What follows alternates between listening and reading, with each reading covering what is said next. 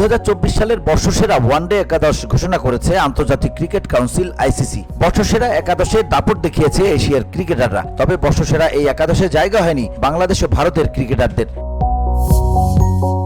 ভারত ও বাংলাদেশ না থাকলেও এশিয়ার দেশ শ্রীলঙ্কা, পাকিস্তান ও আফগানিস্তানেরই আধিপত্য এই একাদশে। এই তিনটি দেশের মোট 10 ক্রিকেটার জায়গা পেয়েছে বর্ষসেরা একাদশে। অধিনায়ক সহ শ্রীলঙ্কা রয়েছে 4 ক্রিকেটার। গত বছর 18 ম্যাচের 12টিতেই জয় পাওয়ার প্রতিফলন হিসেবে জায়গা করে নিয়েছেন তারা।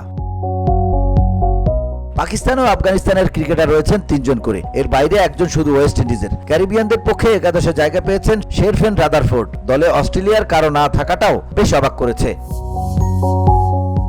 আইসিসির বর্ষসেরা ওয়ানডে একাদশে যারা আছেন: Saim Ayub Pakistan, Rahmanullah Gurbaz Afghanistan, Pathum Nissanka Sri Lanka, Kusal Mendis Sri Lanka, Charith Asalanka Sri Lanka, Sherfane Rutherford West Indies, Azmatullah Omarzai Afghanistan, Wanindu Hasaranga Sri Lanka, Shaheen Shah Afridi Pakistan, Haris Rauf Pakistan এবং আল্লাহ মোহাম্মদ গজনফর আফগানিস্তান।